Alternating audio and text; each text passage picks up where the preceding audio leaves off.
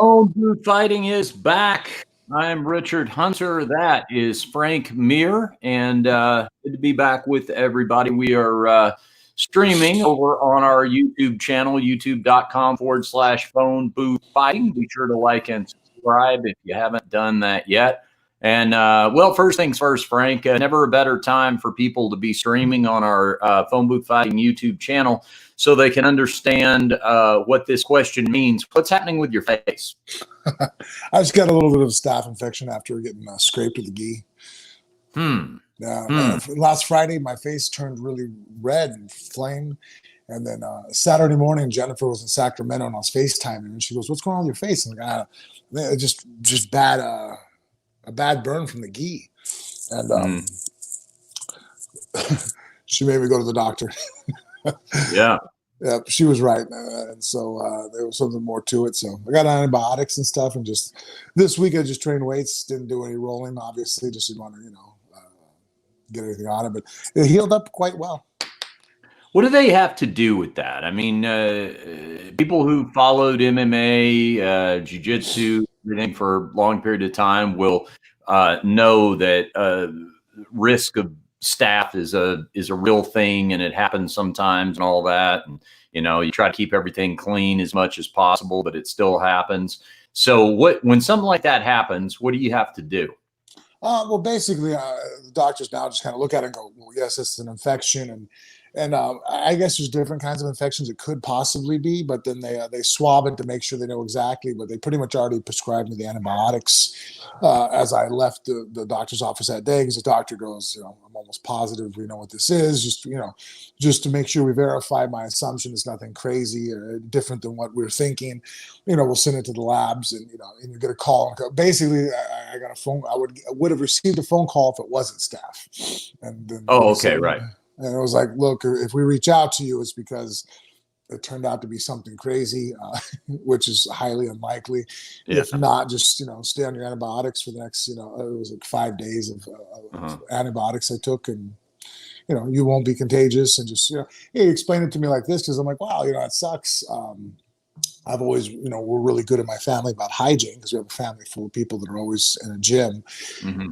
And he's like, look, he goes, I don't care how much, you try to keep yourself clean. He goes, everybody has a certain amount of bacteria on their body and staph on their body at all times. He goes, it's, if you get a cut, it enters in before you're able to clean it out. It's like just the way it happens. So you broke the skin on your face and you were exposed to it.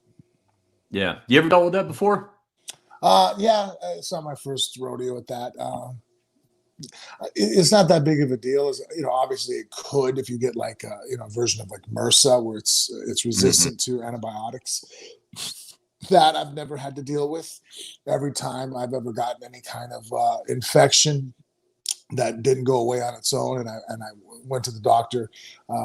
Every time they give me antibiotics, within a day or two, completely just goes away, changes. And I try to I'm good about finishing the antibiotics, but I've never had any issues where, some guys I've been friends with where, they'll get an infection, they'll go to the doctor and get antibiotics, and it starts to go away, and it comes back, and you find out that they have to take different strains. Oh, your strain's resistant to these antibiotics. And so far, I've had no nightmares like that.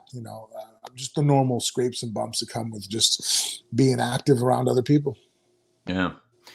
Well, let's talk some fights. UFC Fight Island is now officially a thing over there in Abu Dhabi on Yas Island.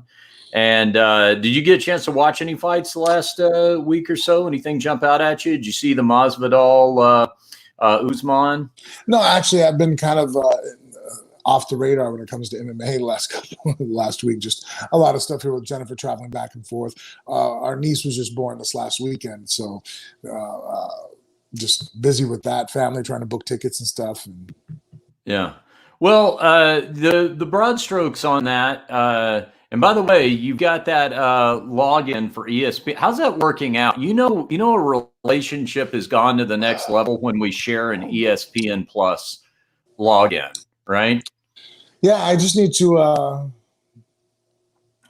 man, you think I have a fight coming up because I'm trying to train twice a day up until the infection came and stuff. And so between eating, sleeping, and training, I haven't been really paying attention to the outside world. I've kind of, I think even with all the news lately, I've kind of shut myself in. Yeah. I always tell people that I think rather than like marriage licenses, what they should, the way that you know you're married is that you share a cell phone plan together. Like to me, that is incredibly complicated. You know, if you want some kind of legal acknowledgement that somebody's in a relationship, they should just, that's how you can prove it. Because, you know, people like domestic partnership and things like that, you know, for insurance, where they'll say, well, we need to know that you share the same address or you've lived together for this amount of time, because they don't want anybody gaming the system and, you know, well, this is my partner. Wait, no, now this is my partner, etc. I say just base it on the cell phone plan, because that is a very complicated thing to untangle. I just thought of that because we were talking about sharing ESPN Plus login. Well, so who won? Well, I will tell you. Oh, this is interesting. You actually do not know any results. Okay. No. Okay. So Kamaru Usman defeated Jorge Masvidal in a unanimous decision. And it was exactly like you predicted in that Masvidal was, you know, was giving it everything he got. He was strong. Really, well, he was strong throughout the fight. It's not that he really withered, but, you know, those first 3 rounds, you could see, okay, this is, you know, Masvidal is going to be able to make inroads. This is where it could happen. And his takedown defense was great. That was one thing. I mean, Usman won it with grappling, but really grappling on his feet, you know, like clinch work, pressing Masvidal up against the cage, things like that. So it was exactly like you were talking about that, you know, Usman was going to have to work really hard to close the distance and try to fight for takedowns, which, you know, he really wasn't able to secure the takedown game, but didn't need it. Clearly outpointed Masvidal. So I don't know. To me, it was one of those fights like it was a definitive conclusion. It was kind of what you predicted. It was a hard fought fight. Not necessarily something I need to see again. I know Usman, Masvidal was, you know, wanting to run it back. So I think he told Masvidal after the fight something to the effect of, you know, I'll go out and get a couple of wins and we'll run it back. And maybe if that ends up being the case and Usman's still the champion, that would happen. But in the meantime, I would say there were other questions answered in the co-main event as Max Holloway lost a split decision to Alexander Volkanovski, but I thought, and I think a lot of people thought, Max Holloway won that fight. And what he really did was, win or lose, is made incredible adjustments. So, you know, we saw that first fight, and we thought, well, you know, does Volkanovski just have his number? Is he just too well-rounded of a fighter? You know, when something isn't working for, you know, an elite champion like Holloway in their first fight, and he's kind of just getting shut out. When they rematch, does it end up just being the same kind of fight? And the answer is no.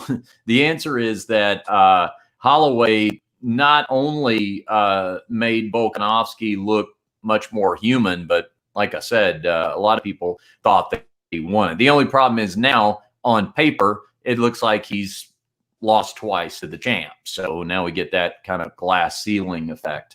And then the other fight in the trio of championship fights was Peter Yan TKO'd Jose Aldo, but Jose Aldo gave a really impressive accounting of himself. The fight wasn't stopped until 3.5 minutes into the 5th round. And Aldo looked good. Aldo looked, you know, it was definitely one of those, this guy still has a lot of gas in the tank, or tread on the tires, or whatever metaphor you want to use. At least he's got a little bit left. But against a guy like Peter Yan, I mean, if I was going to look on that card and pick a fight that I thought, okay, this may go one way real quick, kind of given, you know, some of the struggles that Aldo has had and just what a meteoric rise Peter Yan is having, I would have thought maybe this fight would have ended a lot quicker, but it didn't. It was very competitive, and even though in a loss, I'm glad, because I'm glad that Peter Yan won against a good version of Jose Aldo.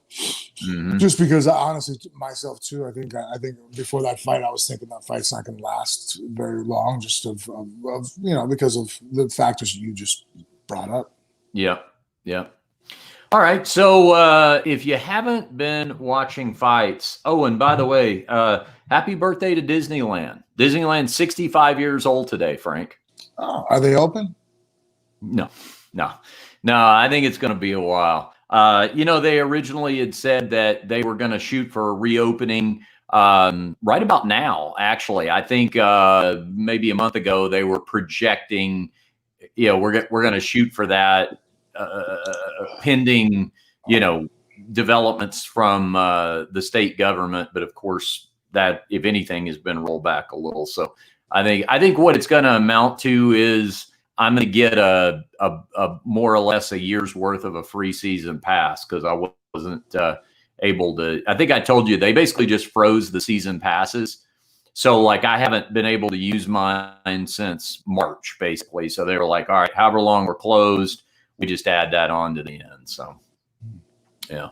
All right. Well, what has been going on in the Mir house? I'm always fascinated by that, because we need to look inside Frank Mir's brain, because you're always thinking, you're always processing, you're always taking in information, but sometimes it's not the kind of thing that everybody else is looking at or paying attention to. So when you haven't been sleeping, what have you been thinking about?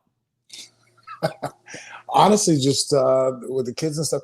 Yeah, I guess I do that. I kind of hibernate from the world news every once in a while. Just to kind of, I don't go on Instagram or Twitter. I don't really Safari anything. I mean, the only thing I've been doing as far as technologically is Jennifer's been watching, you know, her documentaries. So we were watching the one on Robert Blake. It was funny because we were sitting there. I was like, hey, wait a minute. I think that's where I was laying down. All right, we got to tell this story again. All right, so Robert Blake, famous actor, he was one of the Little Rascals, and then he went on to play Beretta on television, a 1970s cop show. That was probably his most famous role. God, it's maybe been 20 years ago now, I think. He was accused of murdering his wife. They were in L.A., they went to eat at an Italian restaurant called Vitello's. They go in and eat. It's one of his favorite restaurants. They leave. They go to the car. She gets in the car in the passenger seat. He goes back in because he claimed he forgot his gun, that he just left it in a booth. By the way, Frank, you know these gun laws better than me. Can you have a license in California to just carry a gun like that? Okay. You can get a CCW in California if you're a resident. It's Okay. So being him, Robert Blake, if you can justify it there, I think.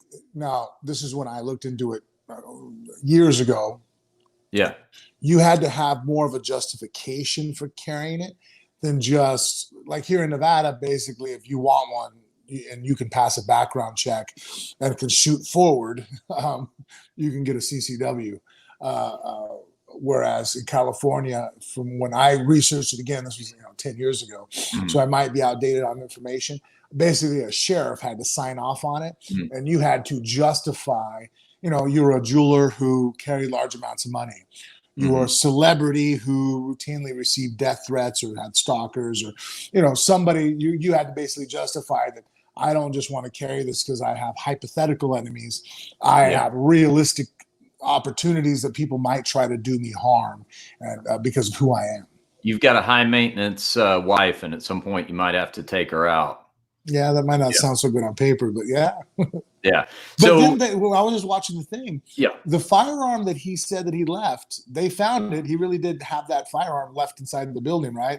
yeah, And it wasn't the firearm used in the killing. There was a separate firearm. Because there's a part of me now, again, this is me just kind of like, I'm sitting there reading, and my wife's on the iPad. So, I mean, I'm not listening and hanging on every word, but I kind of looked over at her. I'm all, after they were going through the girl's the deceased's background, I'm all, well, shit, she had quite a few people that probably wanted to kill her. yeah, yeah. She had a real shady background. Bonnie Blakely was her name. Yeah. And so he goes back into the restaurant. He gets the gun. He goes back out to the car, and this is where things get hazy. She turns up dead in the passenger seat. Somebody shoots her. And as I recall, they found the murder weapon like in a dumpster nearby. Yeah. Okay. And when you talk about like people, she was basically kind of a grifter. She was, she had been involved with Christian Brando, the son of Marlon Brando.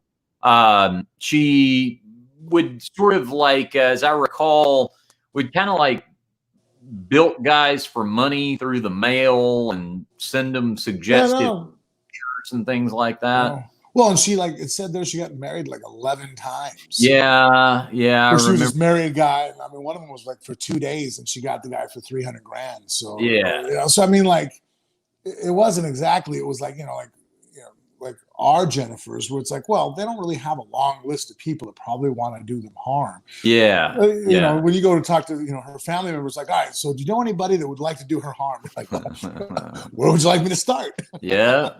So that happened. So she ends up dead. Robert Blake is charged with the murder. Now, the phone booth fighting connection. The reason Frank was laughing about that at the very beginning is because Frank and I were in LA a couple of years back. And I think what we were doing, Frank, I think we were doing podcasts. We'd just gotten done doing Fighter and the Kids podcast, and we were going to do Joey Diaz's podcast, but we had a little time in between. So we went to a coffee shop, and I remember you got a little sleepy, so you were going to go to the car and take a quick nap.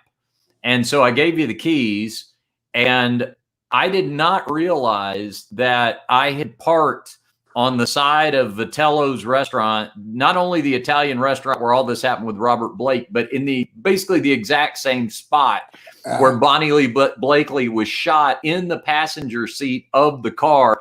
And as I'm walking up the street to find you, I was like, oh, there's Vitello's. There's where the Robert Blake wife, that's where his wife got murdered. Everything. As I turned the corner, you're laying out in the back seat there, just as Bonnie Blakely was. Yeah. It was an unintentional reenactment. Yeah, good thing it didn't end the same way. That's right.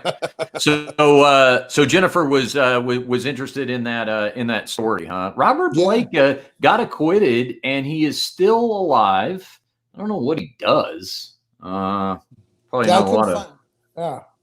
Yeah, I'll look it up real quick. Yeah, he was acquitted on the criminal side, but then found liable on the civil side. Yeah, that's right. That's right. And I'm sure he declared bankruptcy and all that. Oh, wow. We have the same birthday. That's interesting. Did not know that. He's a weird dude. That was the one part that, like, I was kind of, the police are like, this guy's not acting like a normal husband would. The guy's kind of, for a lack of a better description, the guy's kind of a weirdo. Yeah. But then I'm like, but yeah, the guy's been a Hollywood actor since he was a little kid. The guy's a weird dude. You know what I mean? Mm-hmm. Like, so like I never tried to sit there and go, well, that's not how I would behave. I'm all, well, shit, we're all different. And we're especially different from that guy. You know what I mean? Like, that guy is on a different level of weirdness. He is 86 years old. Jeez. And what's funny is I remember when they arrested him, he still had like the jet black hair. I think he eventually let it go gray once the trial started. Wow, look at this, Frank. So his first wife, he was married to from 1961 to 1983. Okay. He married Bonnie Blakely in 2000, and then she was murdered in 2001. And then someone else married him. He got married to Pamela Hudak in 2017, and they divorced only 1 year later.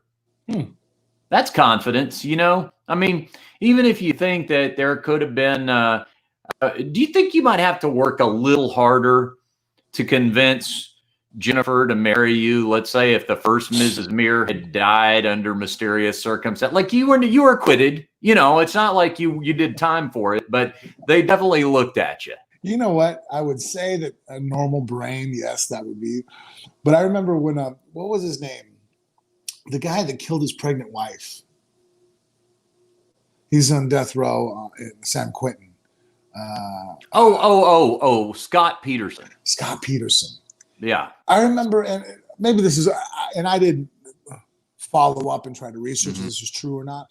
But I remember, I forgot, I was scrolling somewhere on the internet, and it was his case got brought up. And it was talking about how he receives so many letters at the time from women, like love letters. Yeah. So like you would sit there and think it'd be a difficult one, but I mean, shit, I don't know. On Tinder might be a selling point because you're really a prototypical bad boy. Man, bad guy. Have you ever heard do you know the story with him about how, okay, so he's having the affair with the Amber Fry was her name, right? So he's around on his wife. Okay. So it's funny, real quick, just to throw that out there. After listening to again, I probably need to watch them myself instead of just always just secondhand through Jennifer's iPad, her watching it. But as they were talking about the case more and more, there's a part of me that goes, you know what? Maybe he didn't do it. Mm-hmm. What made you think that? Well, one, they didn't find the body in the river or the lake or in the bay area until after the police released, hey, his boat was here. Can we have anybody to confirm that? Mm-hmm. And there was another pregnant woman, like so many, distance away, that was also murdered. And so I'm like, you have no physical evidence that he actually did it, besides that, the guy was a scumbag cheating on his wife, a pregnant wife at that. So, but that's not, a prisonable offense, even though I'm sure some women would like that to be, but, you don't get to go to jail for just being a scumbag. Mm-hmm. If that was the case, the world would be really lonely. Yeah. But I was sitting there going, wow, if somebody else had murdered his woman, what an easy way to dispose of the body. To be like, oh, they're searching this Bay Area. Let's dump the body over there. They kind of, showed their cards and allowed anybody who's paying attention to the news to kind of manipulate evidence. Yeah, I guess so. If they had kept the body that long. Or just went back to where they disposed of it the first time. Okay, yeah, that's true. I don't necessarily mean they kept it in their freezer, but say they dumped it off somewhere, and they're like, oh, well, shit, let's go back and get it and dump it over there, and I'll throw everybody. This way, it doesn't stay an open investigation. They'll have their guy because now that Peterson's in jail, there's no investigation on his wife's murder. Boy, that's commitment. So with Scott Peterson, he had the affair with Amber Fry, and then the part though where they're doing the candlelight vigil while the wife is still missing, and he's calling the other woman from the vigil. This? No, I didn't see that part. Yeah, so here's what he's doing.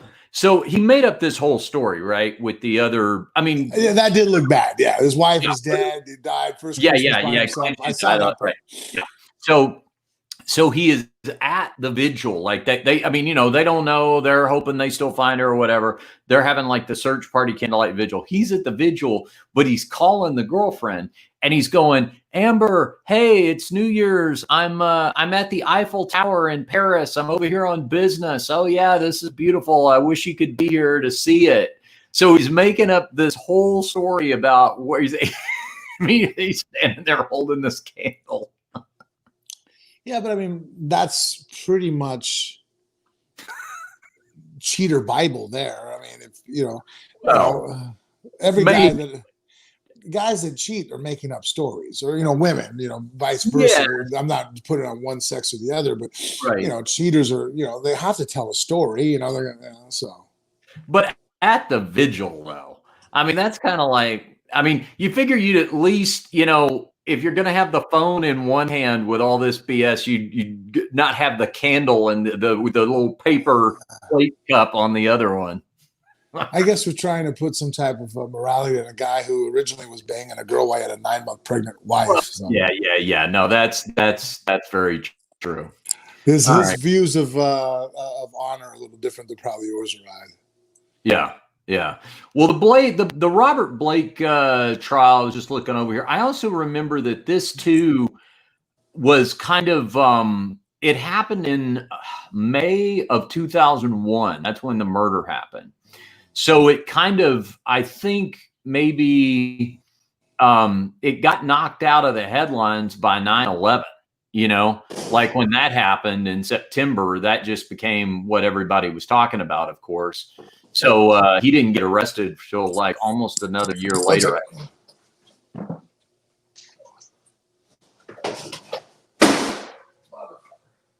Uh-oh. Not sure what's happening here, folks. I'll give a little play-by-play. Frank Mir has walked off set. We heard the expletive. There was a crash. I still hear him breathing. Oh, okay. He's got one of the Mir rabbits with him. Who do you have there, Frank? Sorry. The earbuds back in. That's okay. Who do you have there? This is a Thumper. And Jennifer ordered another stanchion for our kitchen to keep them in there. And the dogs are too small. They can slide through. The rabbits couldn't get through, but my dogs can get through. So she sent it back. So I'm using just a cardboard box that has stuff in it, so it's heavy enough, but it's only about maybe almost 3 feet high to block them in the kitchen, because I keep the sliding glass door open. That way, if it's hot outside, they can come in, but they go outside. And they're actually pretty good about going to the bathroom only where we feed them. It's weird, rabbits. And so the rabbit just jumped over, knocked the box over.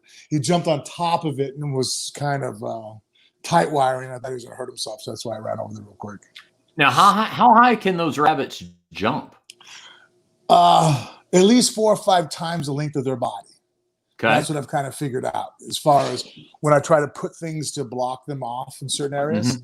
That about, you know, well, I mean, basically it's almost as tall as the kitchen sink right now, and he jumped on top of it. Yeah. It's kind of like a cat, I guess, right? Yeah, I think cats still beat him out. Yeah. They're a little, but no, you know, the only thing that actually hurts them too, where a cat obviously doesn't have to clear something. If they can attach, you know, they climb, you know, like a cat. Whereas the rabbits, they have claws, but they're more meant for digging. They're not very good at clawing into stuff and climbing. Yeah. Any other true crime documentaries on your radar? No, that's pretty much it, man. Yeah. Besides, just training and staring off into the abyss. That's been my week for some reason. I guess sometimes I think honestly, I think sometimes I'm so attached to the media and watching things, I get kind of information overload. So sometimes I just depress or decompress is the word I'm looking for. Yeah. So I just sit in the backyard, drink coffee, and smoke a cigar. My wife sometimes, I think I worry her because she'll come outside and I probably spend a couple hours every day between training. I'm staring at the back wall. See, I can't do that. I worry that about what I'm missing. Like, I wish. Do you know some? This is weird. When people talk about being bored, I can honestly say that I don't ever feel like or even remember being bored. Because to me, there's always stuff that I need to do or I want to do. And a lot of it has to do with information intake. Like I want to see something, read something, hear something, talk about something, you know, that kind of thing. I mean, I like to sleep too, like everybody else. You don't like sometimes just to decompress and just kind of go through the information that's in your own head? Yeah, I guess I do that. I do think a lot, but I think I think a lot in the process of I do that, but I think I'm doing that like when I'm driving or that kind of thing. You Yeah, know, like when the there's same just thing. yeah. But I guess Yeah. I sometimes do it for hours upon hours where I just, Yeah. that's why, like, I remember one time when we're doing yoga and someone was talking about, do you meditate? And I was like, I don't think I meditate. No. I was like, well, describe meditation. Like, let's go through it. So we sat down and like, okay, do this. And like, I kind of laughed. I'm all, I do this for hours every day. What are you talking about? Like, Yeah. like you mean people actually set a time just to do this for a short period of time? Like, maybe if I had a regular job, I would have to allocate that. But I'm like, I sit down and and like that's one thing I've actually tried to change about myself. When someone's in the room, I try not to go to that world. But like I'll do it like, and I notice when I'm doing it when Jennifer's constantly asking me, like, what are you thinking about? What are you thinking about? Because there's times where, I mean, like I think yesterday or the day before, yesterday I took her on a date to apologize. I might not have said 5 words the whole day. Just well, I hope 2 of them were I'm sorry. Yeah, just because it's like, hey, are you, what are you thinking? I'm all just everything. You know what I mean? Like, that's just me. Like I was in the shower. You said you went on a date to apologize, and you might have only said 5 words. No. The day before, I only said 5 words. The date was to apologize for okay. I thought being so. Date there was only 5 words uttered. Okay. No, I was more talkative the next day, just because. But I guess I just do that. I don't know if my brain goes into hibernation mode or just self-cleaning, but I just sit there and just anything and everything. I mean, I'll drift through old fights, through old training programs, just different things I've done, different conversations I've had, and I'll relive them, and I'm constantly looking at, well, wait a minute, new information I have now says that even though I thought that then, but look at this angle of it, and I can see where this person was really coming from, but they just didn't understand this part, and that's why they couldn't explain this, and just, and I just go down the rabbit hole. Yeah. Speaking of rabbit holes. Well, I tell you what, let's bookend this episode with a little fight talk, because there is another fight coming up on Yaz Island here tomorrow, as a matter of fact. Joseph Benavidez is going to challenge Davison Figueiredo for the vacant UFC flyweight title. Now, this fight has very interesting circumstances around it, Frank. If you recall, back in February, Davison Figueiredo fought Joe Benavidez for the vacant flyweight title, but Figueiredo missed weight. I do remember that now. He was ineligible to win the title. He TKOs Benavidez in the second round. So now they're doing it again. That's a really odd set of circumstances, right? I mean, it's a good opportunity for Benavidez, of course. It's a do-over. It's another shot. But it's very strange circumstances like that. How much did he miss weight by last time?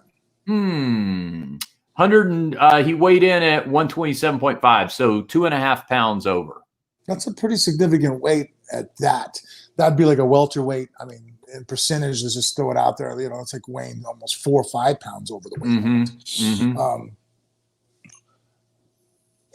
I kind of like it for the reason being that, like, I know people sit there and go, well, he knocked the guy out, or TKO'd him. But to me, it's like, yeah, but you didn't make weight. That really wasn't a true version. The other guy was more of a disadvantage. Benavidez was, because he made the weight class. And so it wasn't really as much as any fight could be in the spirit of an equal playing field. And so one guy had an advantage of being a little bit heavier, cutting less weight, less struggle. He was hydrated probably sooner up into the fight and was able to hydrate even more after the fight. So I like the idea of it just kind of not counting. And it might kind of, to me, it's a fitting, way of pleasing everybody, because to me, it's like, look, if you win a fight and you didn't make weight, yeah, you win on paper and you lose a percentage of your purse, but you don't really get to move up in the rankings. It doesn't progress your career. It's a stall. So that way it's a punishment towards the guys that don't make weight.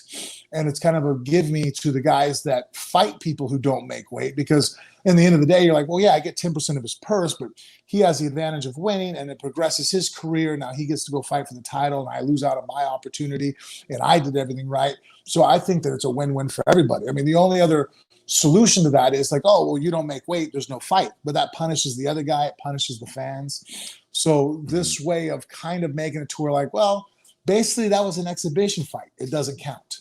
You know, people get paid, fans get to watch a fight, everybody's entertained. But the guy who missed weight doesn't get to benefit from missing weight. Yeah, no, I think that's totally fair. And basically, if you're that, it's saying if you're going to be the champion, you have to go out and win it twice because you didn't meet the standards the first time around. Well, you look at, you know, and as good of a fighter as Figueiredo is, and as good as he looked against Joe Benavidez, you look at Joe Benavidez's record, Frank. I mean, this is a guy. You want to talk about somebody who got hurt probably the most just by being in the same division as a dominant Demetrious Johnson for all those years. I mean, his only losses, Frank, Joe Benavidez, he lost twice to Dominic Cruz, and that was at bantamweight, right? Because they didn't have flyweight, so he's having to fight, you know, up a weight class. He loses twice to Demetrious Johnson. I mean, the only loss on his record that I think you could even pick apart, you know, is he lost to Sergio Pettis, a split decision in 2018.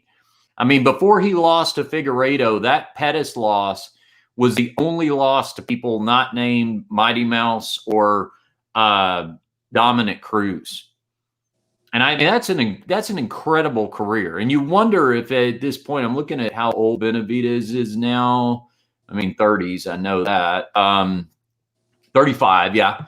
So he's 35. I mean, maybe this is the last title shot. I don't know. But well, you want to talk about a guy who, if he were to never win the flyweight title, where would he rank in terms of flyweight greats? I mean, he's going to be way high up there. Well, you know, he might go down as somebody that was one of the best that never won a title. You know, yeah. We always have those conversations about, you know, some of the best guys who never, you know, Donald Cerrone at this point, right? And so, excuse me. I think that, you know, definitely that's a moniker that he can fit. You know, I mean, Benavidez obviously has a strong grappling base style, but I mean, he throws hands, very active with his footwork. I think he's a very good understanding of the game and complete. And so, you know, I think he is one of the best fighters ever to fight at that weight class. It's just one of those things when you look at the, you know, the dominance that was Demetrious Johnson in the UFC.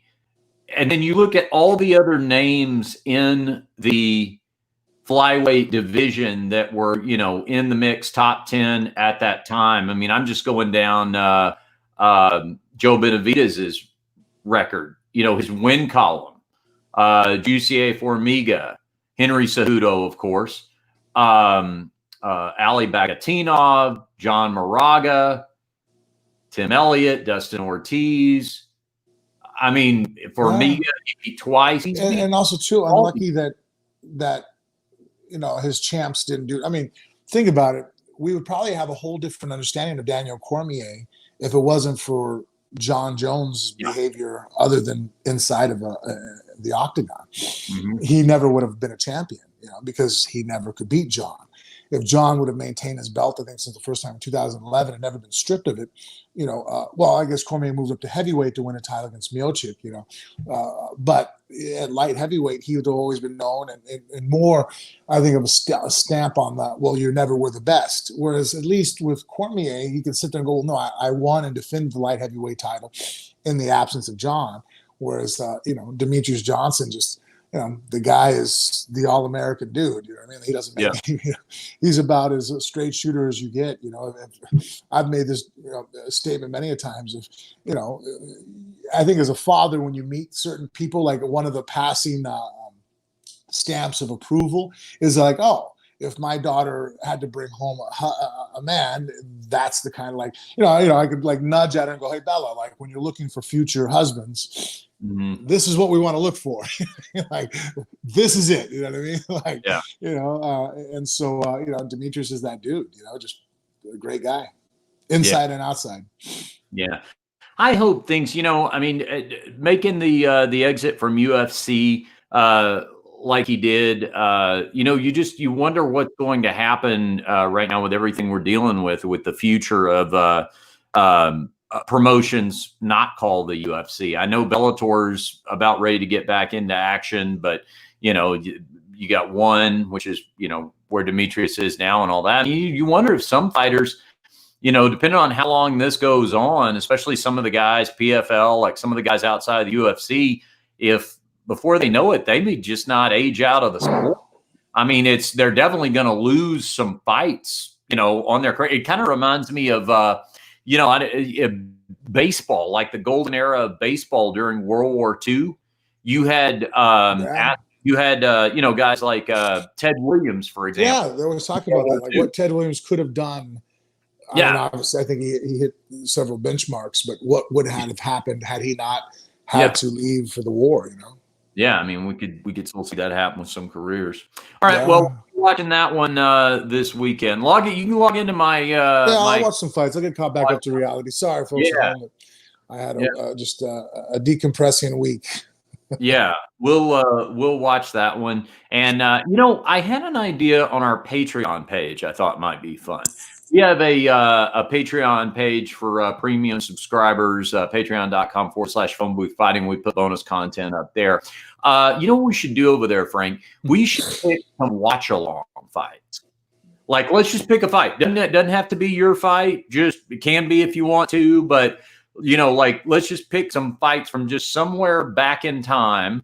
Let's just pick one and watch it together, and we'll just do a little commentary while we're watching it. When are the fights tomorrow? I'll tell you exactly. Are there fights on Saturday? Yeah, tomorrow Saturday, right? Yeah. Isn't tomorrow Friday? No, wait, what's today? No, tomorrow's Saturday. Oh, wow. Start time is going to be main card starts at 5 p.m. Eastern. This COVID needs to end. I don't even know what day of the week it is. I mean, we could watch that one on delay, maybe. But you know what we'll do over at Patreon? If people, some of our Jennifer's going out of town. She's going to take Cage to go visit the new baby because last week she flew out with Bella and Ronan, and I kept Cage. So we're just kind of mixing the kids up a little bit with their travel. If you want to come over, we can watch the fights on the TV and we can stream the. Well, I would be down for it, but I'm working. So sorry. That's why you said delay. I didn't catch on. We could do it on delay, but so we can do that, and then do you work Sunday also?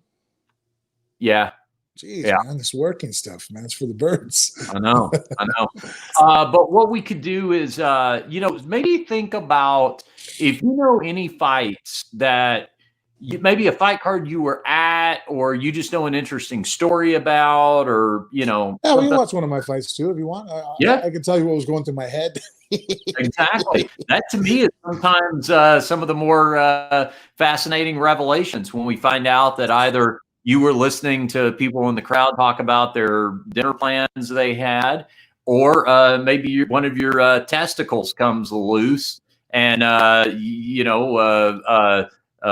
Mirko Krokop was gentlemanly enough to give you a second to adjust, as I recall. Yeah. All true stories. Yeah, and more when you subscribe to our Patreon page. So we'll throw up some ideas, and if people have some ideas on fights they'd like to see us watch and talk about, then you can message us over there. All right, Frank, tell everybody about the banners on phoneboothfighting.com. There's an Amazon banner. There's American Shaman. Tell everybody about those. Yeah, guys. Hey, look, the Amazon banner on our webpage, Phone Booth Fighting, is one of the easiest ways to help us out. By clicking on that, doing all your online shopping, what they do is they send us a little tiny percentage of what you purchase back to us at no extra cost to you. And then obviously the American Shaman is one of the greatest CBD companies. I love it. In fact, if anybody follows Susie Q on my Instagram, I posted some stuff going on with her. I just gave her some of the CBD stuff, CBG, CBN, because I'm such a proponent of how well it works and how it helps. And obviously, it's just going to help comfort anybody. And then Mitrospec, hey man, they sell Kratom. I'm a big fan of it. It helps keep me going every day. Allows me to have some of the lifts that I'm able to do now without the repercussions of a bad night of sleep from agony.